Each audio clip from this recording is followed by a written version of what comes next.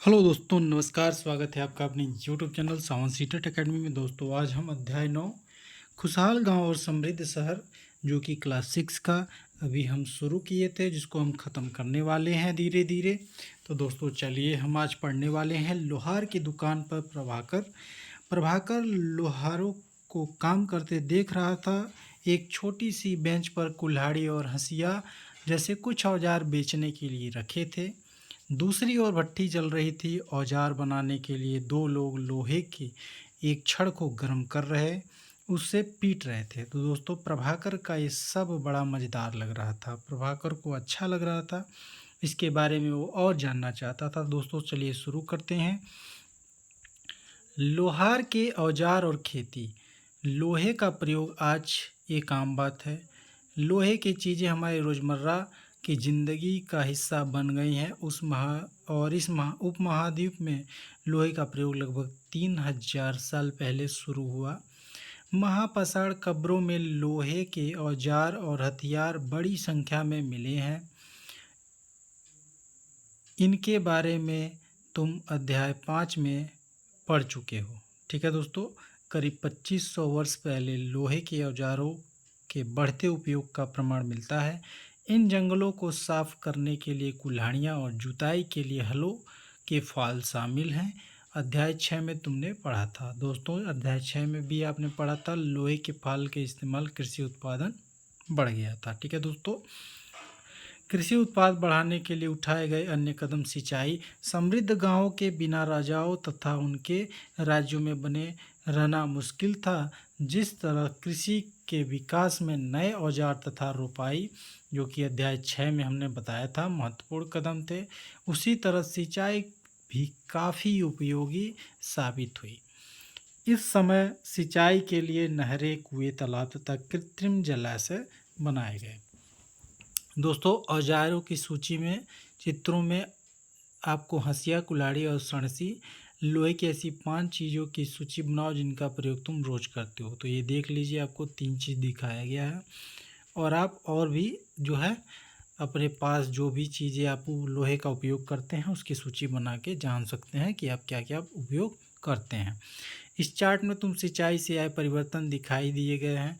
खाली स्थानों में सही वाक्य भरो। तो लोगों द्वारा परिश्रम किया गया, किसानों को लाभ मिला क्योंकि अब उत्पादन की अनिश्चितता घटी। कर अदा करने के लिए किसानों को उत्पादन बढ़ाना था।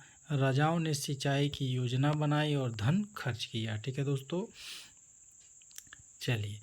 राजा की सेना, महल और किले बनवाने के लिए धन चाहिए। वे किसानों से कर लेते थे। ठीक है दोस्तों, यह सिंचाई से ही संभव था। कृषि उत्पादन बढ़ा और राजस्व भी बढ़ा। ठीक है दोस्तों, ये आपको ध्यान रखना है।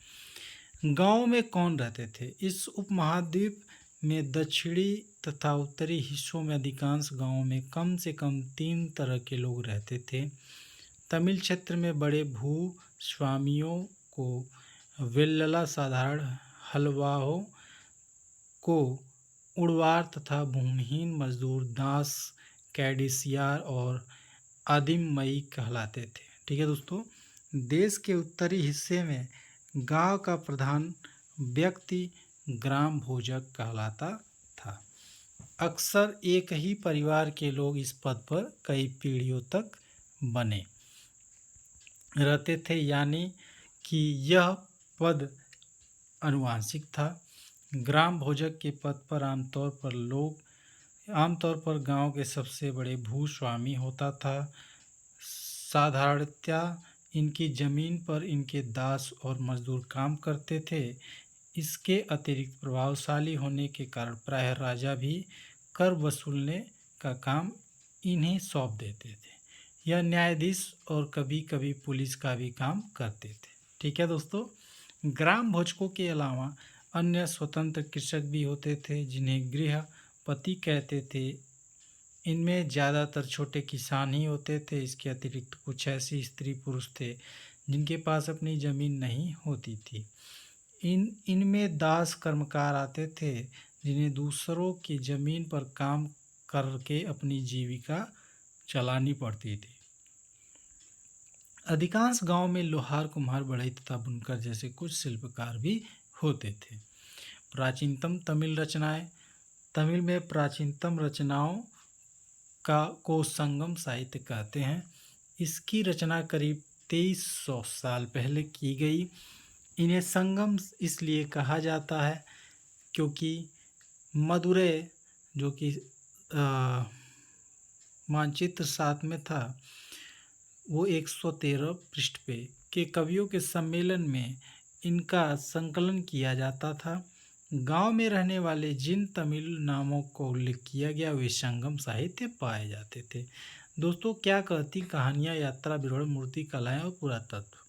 ठीक है दोस्तों, तुमने जातकों के बारे में सुना एक होगा।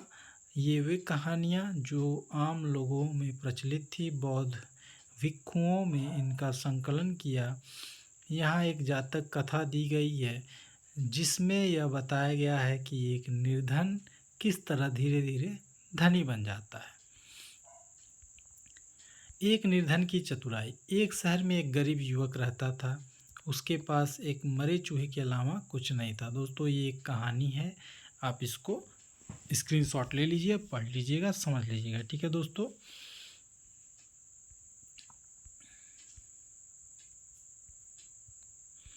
प्राचीन नगरों के जीवन के बारे में हम कुछ अन्य स्रोतों से भी पता चल सकता है कि शहरों, गांव या फिर जंगलों के जीवन से जुड़ी घटनाओं को कलात्मक ढंग से उकेरते थे।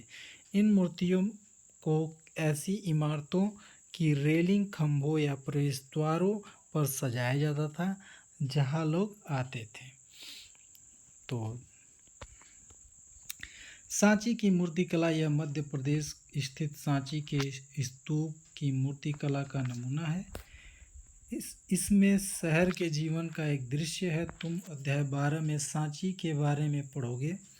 इन दीवारों को देखो, क्या वे ईंट की बनी है या फिर लकड़ी या पत्थर। दोस्तों, ध्यान से देखिए। ठीक है। इन इमारतों की छतों का भी वर्णन करो। तो ये दिल्ली में मिला वलयकूप, हड़प्पा की जल निकास व्यवस्था से यह कैसे भिन्न है।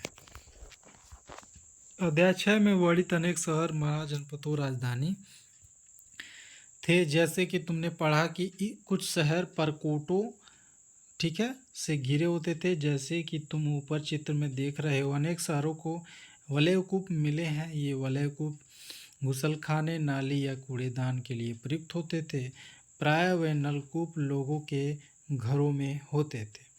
महलों, बाजारों या आम घरों में अवशेष बहुत कम मिले। संभवतः लकड़ी, मिट्टी व कच्ची ईंटों या छप्पर से बने होने के कारण ये ज़्यादा समय तक टिक न पाए हों। भविष्य में पुरातात्विक इनकी खोज कर सकते हैं। प्राचीन शहरों के बारे में वहाँ गए नाविकों तथा यात्रियों के विवरणों द्वारा भी पता चलता है। ऐसा ही एक विस्तृत विवरण किसी अज्ञात यूनानी नाविक का है। जिन ठीक है पत्तनों पर वह गया, उन सभी के बारे में उसने लिखा, जो कि मानचित्र में 7 पर 113 में भरूच ढूंढो और उसमें उसके द्वारा दिए गए वर्णन को पढ़ो। ठीक है दोस्तों। चलिए सिक्के के बारे में जानते हैं। पृष्ठ 90 पर दी गई कहानी में तुमने देखा कि किस तरह सिक्कों के आधार पर संपत्ति का मूल्यांकन किया गया। पुरातत्विदों को इस युग के हजारों सिक्के मिले हैं। सबसे पुराने आहत सिक्के थे जो करीब 500 साल चले, जिसका चित्र नीचे दिया गया है। चांदी या सोने के सिक्कों के विभिन्न आकृतियों को आहत कर बनाए जाने के कारण इन्हें आहत सिक्का भी कहा जाता था, क्योंकि इस पे जो चित्र बनाए जाते थे वो किसी न किसी द्वारा जैसे गर्म करके उस पर ढलैया की जाती थी और उस पर ठोका जाता था और उसको बनाया जाता था। ठीक है। विनिमय के अन्य साधन। ठीक है दोस्तों। संगम साहित्य में इस छोटी सी कविता को पढ़ो। दोस्तों, ये कविता है, इसको आप लोग पढ़ लीजिए और कुछ ना समझ में आए तो पूछ लीजिएगा। चलिए, नगर अनेक गतिविधियों के केंद्र, अक्सर नगर कई कारणों के महत्वपूर्ण हो जाते थे। ठीक है दोस्तों, मथुरा यह 2500 साल से भी ज़्यादा समय के महत्वपूर्ण नगर रहा, क्योंकि यह यातायात और व्यापार के दो मुख्य रास्तों पर स्थित था। इसमें एक रास्ता उत्तर पश्चिम के पूरब की ओर, दूसरा उत्तर से दक्षिण की ओर जाने वाला था। शहर के चारों ओर किलेबंदी थी। इसमें अनेक मंदिर थे। आसपास के किसानों तथा पशुपालक शहर में रहने वालों के लिए भोजन जुटाते थे। मथुरा बेहतरीन मूर्तियां बनाने का केंद्र था। लगभग 2000 साल पहले मथुरा कुषाणों की दूसरी राजधानी बनी। इसके बारे में तुम अगले अध्याय में पढ़ोगे। मथुरा एक धार्मिक केंद्र भी रहा है। यहाँ बौद्ध विहार और जैन मंदिर है। यह कृष्ण भक्ति का एक महत्वपूर्ण केंद्र था। मथुरा में प्रस्तर खंडों तथा मूर्तियों पर अनेक अभिलेख मिले हैं। आमतौर पर यह संक्षिप्त अभिलेख हैं जो स्त्रियों तथा पुरुषों द्वारा मठों या मंदिरों को दिए जाने वाले दान का उल्लेख करते हैं। प्रायः शहर के राजा, रानी, अधिकारी, व्यापारी तथा शिल्पकार इस प्रकार के दान करते थे। उदाहरण के लिए मथुरा के अभिलेखों को सुनारों, लोहारों, बुनकरों, टोकरी बुनने वालों, माला बनाने वालों और इत्र बनाने वालों के उल्लेख मिलते हैं। मथुरा के लोगों के व्यवसायों की सूची बनाओ। ऐसे व्यवसाय का नाम बताओ जो हड़प्पा में नहीं था। तो दोस्तों ये आप एक बार पढ़िएगा बुक को, उसके बाद ना समझ में आए तो हमें एक बार कमेंट बॉक्स में ज़रूर बताइएगा। हम इसका जो है उत्तर आपको बता देंगे। शिल्प तथा शिल्पकार।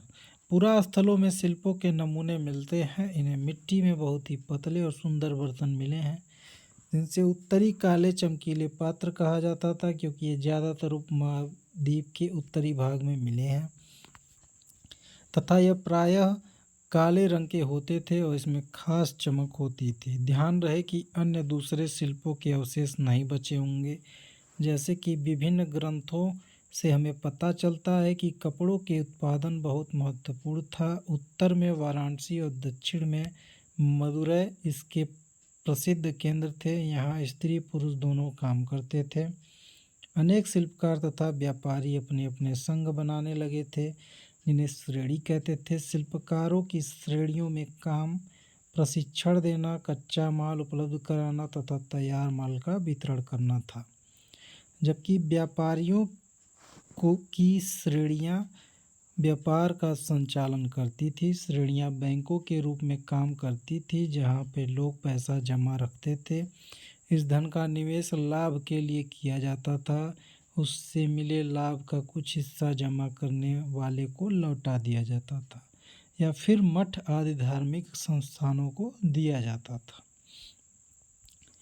अब दोस्तों ये सूत कातने और बुनने के नियम, जो कि ये नियम अर्थशास्त्र के हैं। अध्याय 8 में अर्थशास्त्र के उल्लेख किया गया है, जिसमें वर्णन किया गया कि किस प्रकार से विशेष पदाधिकारी की देखरेख में कारखानों के सूत की कताई और बुनाई की जाती थी। ऊन, पेड़ों की छाल, कपास, पटुआ तथा सन को तैयार करने का काम विधवाओं और सक्षम अक्षम महिलाओं, भिक्षुणियों, वृद्धा वेश्याओं, राजा की अवकाश प्राप्त दासियां, सेविकाओं और अवकाश प्राप्त देव दासियों को लगाया जा सकता है। इन्हें इसके काम और गुणवत्ता के अनुसार पारिश्रमिक देना चाहिए। जिन महिलाओं को बाहर निकालने की अनुमति नहीं है, वे दासियों को भेजकर कच्चे माल को मंगवा सकती हैं और फिर तैयार माल उन्हें भिजवा सकते हैं। वे और जो कारखाने तक जा सकती हैं, उन्हें अपना माल कारखाने तक तड़के ले जाना पड़ता था और पारिश्रमिक मिलता था। इस समय माल को अच्छी तरह जांचने के लिए रोशनी रहती है। अगर निरीक्षक उस औरत की तरफ देखता या इधर उधर की बातें करता तो उसे सज़ा मिलनी चाहिए, और औरत ने अपना काम पूरा नहीं किया तो उसे जुर्माना देना होगा। इसके लिए उसका अंगूठा भी काटा जा सकता है। ठीक है दोस्तों, ये उस समय का जो नियम था काम करने का वो मैं बता रहा हूँ। उन महिलाओं की सूची बनाओ जिन्हें निरीक्षक नियुक्त कर सकता था। क्या काम करने के दौरान महिलाओं को मुश्किल झेलनी पड़ती थी, इसके बारे में अभी मैंने बताया है, वो दोनों आप नोट्स बनाइए और समझिए। चलिए एक सूक्ष्म निरीक्षण पढ़ते हैं इसका, अरिकामेड़ू। ठीक है, अरिकामेड़ू जो पुदुचेरी, ठीक है, में पृष्ठ संख्या 96 में रोम के बारे में दी जानकारी है। लगभग 2200 से 1900 साल पहले अरिकामेड़ू एक पत्तन था। पत्तन मतलब जहाँ पे जहाज, पानी वाली जहाज बड़ी बड़ी रुकते हैं, वहाँ पे माल, कच्चा माल या पक्का माल जो होता है वो आता जाता है, यातायात के साधन जहाँ आते जाते हैं। ठीक है, यहाँ दूर दूर से आए जहाज़ों से सामान उतारे जाते थे। यहाँ ईंटें से बना एक ढांचा मिला है जो संभवतः गोदाम रहा होगा। ठीक है, यहाँ भूमध्य सागरीय क्षेत्र एम्फोरा जैसे पात्र मिले हैं, इसमें शराब या तेल जैसे तरल पदार्थ रखे जा सकते थे। इनमें दोनों तरफ से पकड़ने के लिए हत्थे लगे थे एक साथ ही। यह एरेटाइन जैसे मुहर लगे लाल चमकदार बर्तन भी मिले हैं। इन्हें इटली के एक शहर के नाम एरेटाइन पात्र के नाम पे रखा जाता है। इसे मुहर लगे सांचे पर गीली चिकनी मिट्टी को दबाकर बनाया जाता था।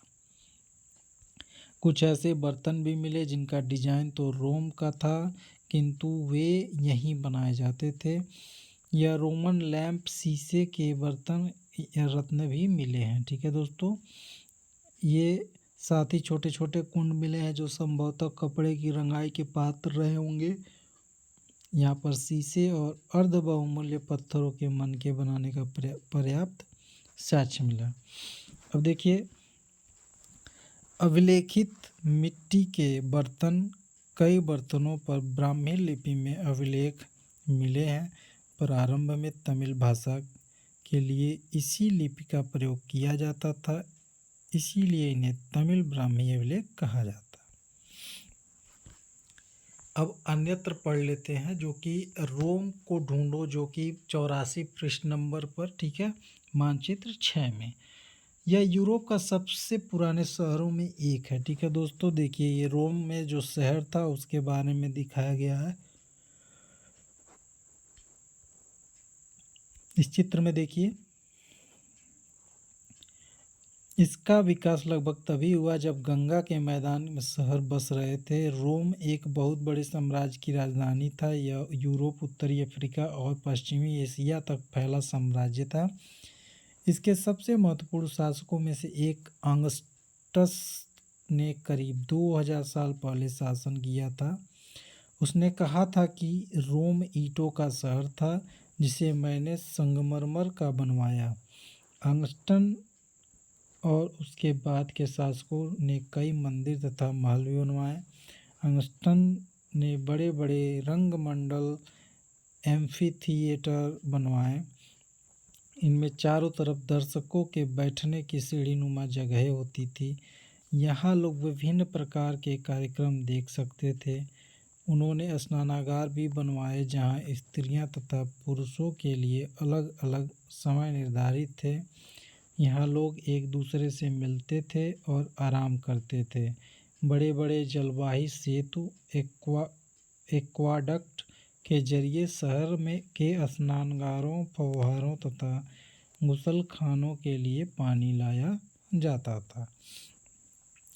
ये बड़े खुले रंगमंडल, एम्फीथिएटर और जलवाही सेतु इतने दिनों तक कैसे बचे रहे। ठीक है दोस्तों, ये देख लीजिए आप, इतना बड़ा जो अब कल्पना करना है, तुम बेरीगाजा में रहते हो और पत्तन दिखने निकले हो, तुम क्या क्या देखने को मिला। ठीक है दोस्तों, और ये जो प्रश्न है इन सबों के बारे में आप पढ़िए और हम अध्याय 10 जो है शुरू करेंगे अगली वीडियो में। तब तक के लिए जय हिंद दोस्तों, और वीडियो पसंद आए तो जरूर चैनल को सब्सक्राइब करें, वीडियो को लाइक करें और शेयर करें। चलिए, धन्यवाद।